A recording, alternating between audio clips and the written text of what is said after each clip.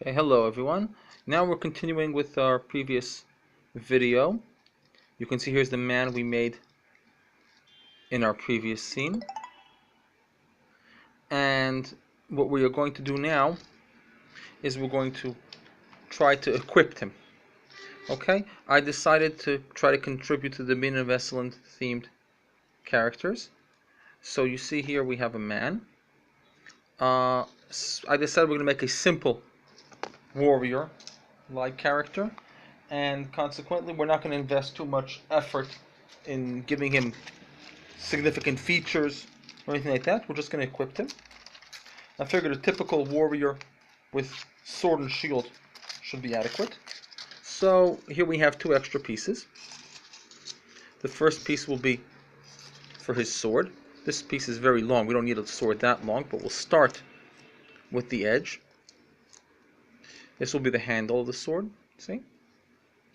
And if we take this part can be the blade. The blade will be longer and flatter, obviously, than the handle, which is round. Make the handle longer than you'd expect it to be, so that you can afterwards use it to also connect to the hand. Blade will be long and narrow. Now, typical blades were actually not usually very, very long, except for the really more modern blades. I'm guessing that at the moment we'll make do with this length. This is a real long sword already. I mean, if you compare it to the length of the person, it's even the size of a two-handed sword. And here we go. Now there are several ways to connect the sword to the hand. If we made long enough hands, then the simplest way is to take a little bit of the hand and a little bit of the sword and sort of intertwine them.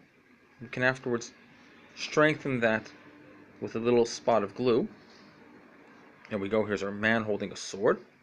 Again, the sword is a little bit too long, we'll probably have to shorten it soon. And now for the shield. So again, we take a piece of aluminum foil. Now, once a person has a shield buckled on his arm will not be very visible. So we really want to worry about the shield more than the arm in this case. Okay, shield requires something that we can wrap around the arm to connect it to the arm. And shields can come in all kinds of shapes. They can be rectangular, kite-shaped, circular. Let's go for a more circular style shield. You see, these things are very fluid and very simple, in fact. So here we have a circular shield. We can make it more circular. It has this part sticking out, which we will soon connect to the person's arm. And again, the technique of twining the two parts together is probably the best for this. So we can position the shield, for example, like so, and hand and part sticking out can be twined together. Shield, shield. Okay, now you'll notice that we never resolved the head issue from the previous video. Well, in this case, we're not going to have any much special thing for the head, no helmet, just a simple head. So we can crunch it down to the size that we want. No need to shape anything particular. This is not a specific character. We have man, circular shield.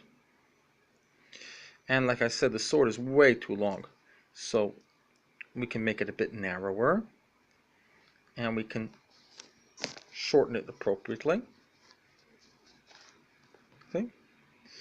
And there we go. Warrior with a shield. Now we would like him to stand. There are several ways of making stands for these people.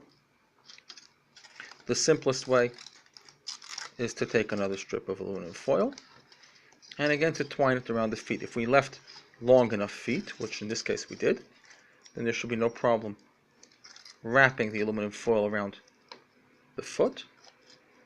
And if we do that again for the other foot and flatten it out, then we will have a soldier who can stand with his formal stand. Now,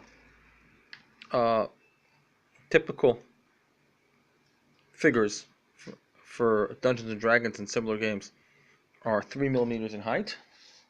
So we can check to see that indeed our figure matches that height requirement. Yes, it's 3 millimeters. And there we go. Simple sword and shield wielding character.